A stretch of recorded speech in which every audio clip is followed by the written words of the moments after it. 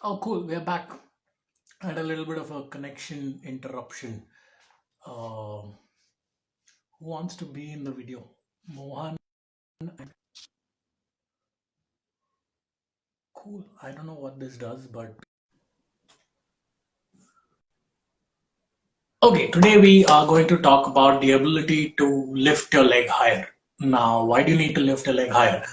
Uh, First thing first, if you lift your leg higher up, you're able to, well, the higher the leg is, the longer distance it can travel downward when gravity does its thing. Also, you have more place to deliver power downwards. So how do you lift your leg higher? It comes from the all important hip flexors. What are the hip flexors? The hip flexors are a bunch of muscles that are under your more prominent muscles, which help you control, stabilize, rotate your entire lower body. And we're just working on one set of hip flexors today, and that's the one that goes from here to here, which does out of the lifting work really.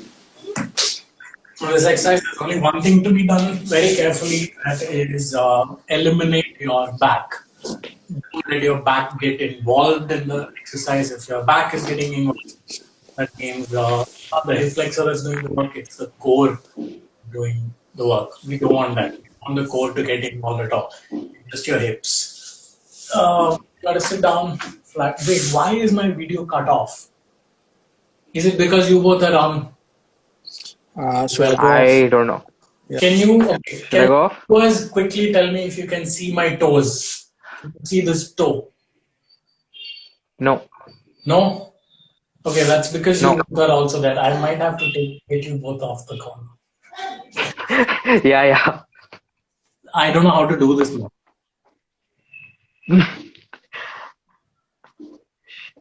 Wait. Shall I leave and then rejoin?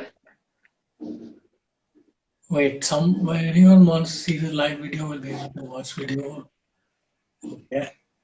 Acha, he left. Okay, but now you're still I'll there. leave and then rejoin. Yeah, do I'll that. leave and then rejoin. Yeah, do that. Okay, now I'm fully available on the video. Cool.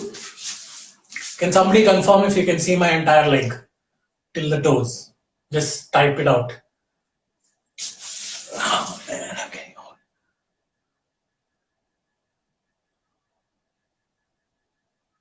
Cool. So we'll continue with the exercise. The point is to be able to isolate the work being done just by the leg and don't get your core involved. And that's done with a very simple step. I'll show you the difference also. Sit down nice and flat. You can do this on a chair, but it's a little less effective. It's not a big movement anyway, so just go right into the more difficult version of it. Sit down flat on the ground. Keep your torso perpendicular. So this has to be perpendicular. Should be a vertical, your upper body should be a vertical compared to the ground. So ground, upper body. No this, no this, no this. Okay, you're upright like that. Use your hands for some support just to make sure that's maintained.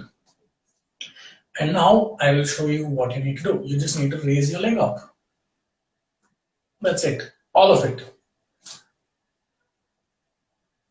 You can do 10 per leg and then come back and do it another 10 times and then another 10 times. So that's 3 rounds of 10 reps. That's enough.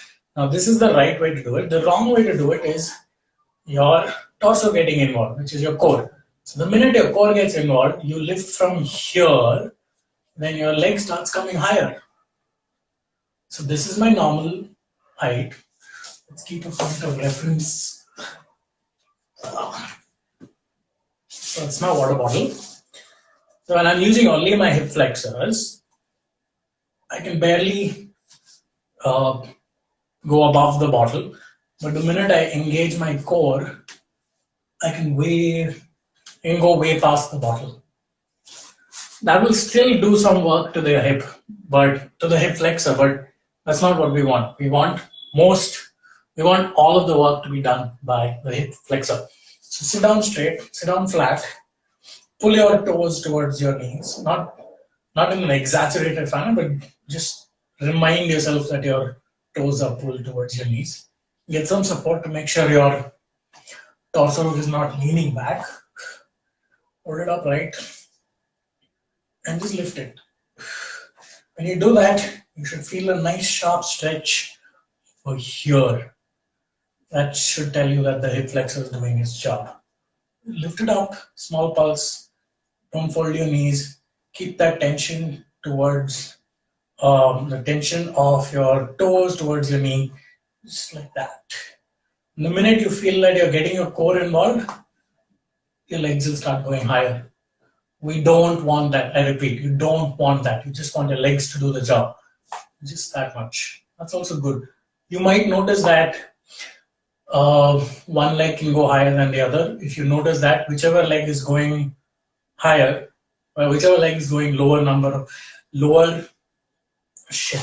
whichever leg is not going as high as the other one. Let's say my left leg is not going as much as the right, then I do like 2 extra reps on that bad leg. So this is my range on the right leg, and for whatever reason, if my left leg is only coming up to this much, then I do 2 extra reps. So if I'm doing 10 plus 10 plus 10 on this, I do 12 plus 10, 12 plus 12 plus 12 on this. This is going to help you lift your leg up with more ease while you're pedaling, which means you're then creating a bigger gap for being able to put the power down on the downstroke. That's it for today. Let's see if you guys have any questions.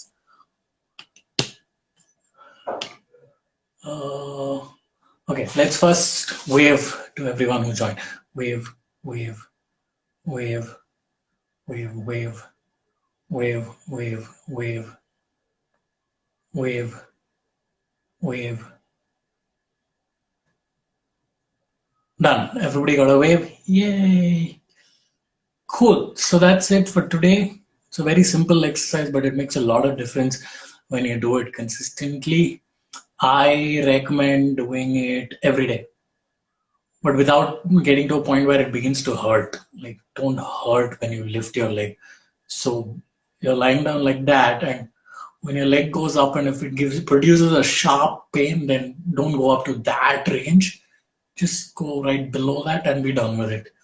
You can even start with just 5 reps per leg and then build up to that 10 to 12 rep range and be done with it. Just stay there. That's cool. That's enough. You don't need to do 100 reps of this.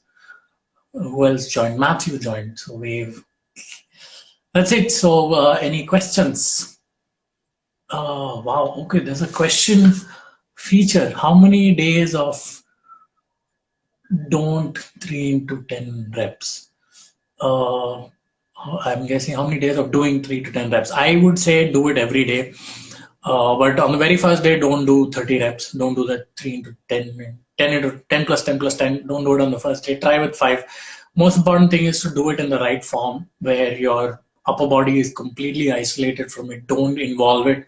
Just have your legs do that movement. And even if it's a very tiny movement, that's enough. You don't need to, be able to touch your forehead with your shin. Just a tiny movement, but just barely lift it, drop it. And even the drop has to be controlled. You just don't lift it and just let it fall. Yeah, that's it. No queries, says Mohan. There is a whole Q&A card over here. I didn't know about that. Cool. So I think that should be it for today. And we will do this once every Monday. Every Monday, 6:30, some form of me going live. Lockdown or no lockdown, doesn't matter. Hopefully I will be in a place every Monday at 6:30 to do this. Okay, adios. Thanks for tuning in and share and all of that jazz. Please. Bye. Oh, one more thing. If anybody does not appear on Instagram, does not have Instagram, and would like to watch these videos, I will re-upload them to my YouTube in a week's time. Yeah, or something. I will re-upload at some point as soon as I can. So people who don't have Instagram can watch it there. So tell your friends. I will share the links and all that. Ta, bye. Hey, look who joined, latecomer. Tariq, I'm talking about you only. Okay, I'm done, but bye. Thanks for tuning in, guys. The whole video is going to be up as an IGTV also, so you can come back and watch it there. Tata.